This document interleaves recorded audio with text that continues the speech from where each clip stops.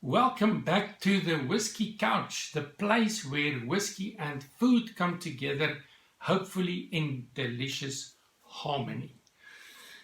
Your host today, South Africa's whiskey couple, Gustav and Elna, and you are watching Whiskey Tasting and Food Pairing Review number 274. And our second American whiskey. In the previous video, we reviewed this one here, Westland. Let me get a hold of it. Westland American Single Malt. And we did a food pairing with that one as well. And today it is Slaughterhouse American whiskey. Very different to the previous one because the previous one was a single malt. And this one is actually a bourbon finished in red wine cask. So you've got mainly corn in the mash bill compared to malted barley. So very different, and also finished in red wine casks, which is extremely interesting, from the Splinter Group Spirits Company. And it was first released in 2015. So 5 years ago, the first release of the Slaughterhouse came out. No age statement, 85% corn and the other 15% wheat, rye and malted barley. Matured for 9 years in American oak casks, and then finished in California red wine casks from the Napa Valley. So it says here at the back, American whiskey, Slaughterhouse, finished and bottled by the Splinter Group Company. And then somewhere else, I think on the website, it said finished, distilled in the East, finished in Napa Valley. So there's the back label.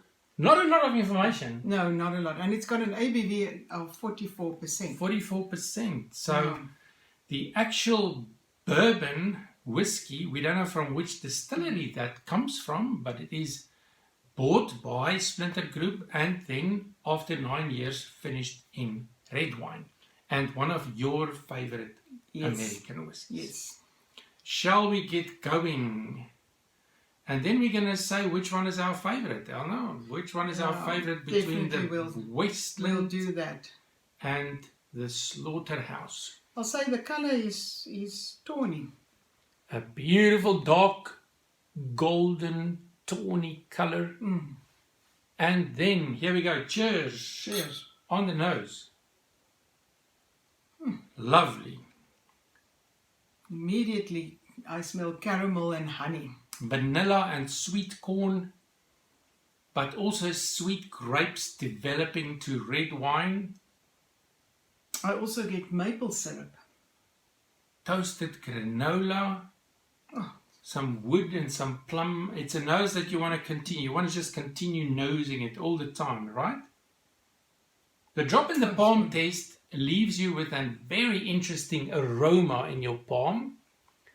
Perfumed, toasted brown bread. If you do the drop in the palm test, and I've explained how to do that in previous videos, you can see the viscosity quite high because the legs, they are clinging to the side of the glass. They're just refusing to go down on the palate.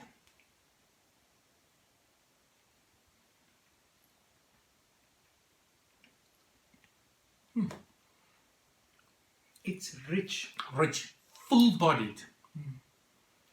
But I get vanilla.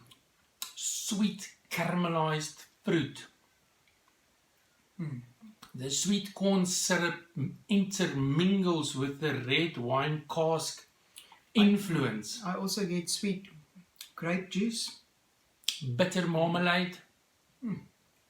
Honey on granola.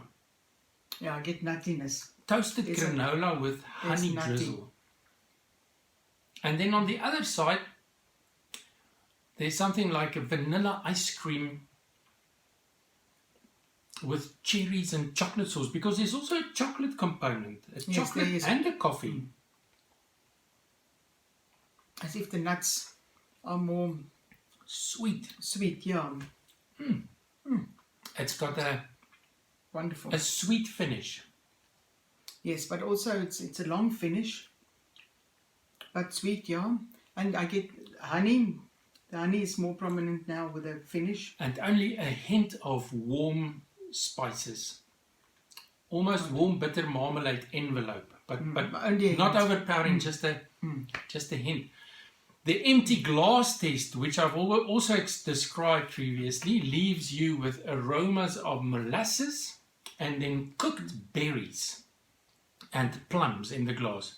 So very amazing aroma if you do the empty glass test. 44%, few drops of water. Let's see what a few drops of water will do to Slaughterhouse. They also have two other expressions. The Splinter Group, but I can't remember the names, and it is not available in South Africa, so a bit of a problem there. Otherwise, I would have loved to compare the three Slaughterhouse expressions. Maple syrup. I get fruitcake. Cinnamon. I get all the fruits with the cinnamon cake on the nose. Even better after a few drops of water on the nose.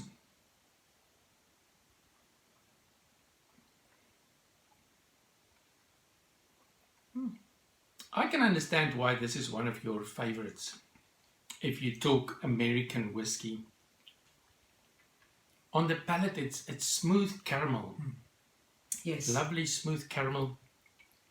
In general, sweet fruits. We just love this. Oh yeah. We enjoyed it so much we immediately bought the second bottle, just in case we ran out of stock in South Africa, because American whiskey and bourbon really not easily accessible. And it's around 700 Rand over here for a bottle, if I remember correctly, which translates to about 40 pounds or about $55 US. Our food snack, when you talk pairing and you're thinking produced from sweet corn mainly, and we've got the honey on the palate, we've got the cinnamon after you have introduced water on the nose. We decided for a sweet corn bake, homemade, today, with sweet corn, with cinnamon, dusted with cinnamon, and a very fine drizzle of honey.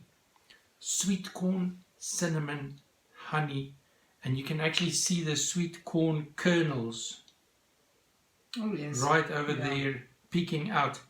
Elna, I can't wait to try this. Grab a nice bite and let's see what happens.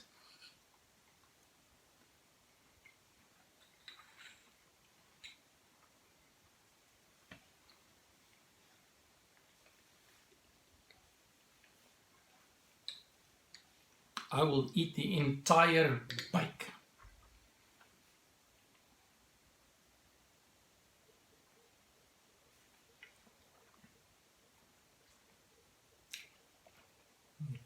More.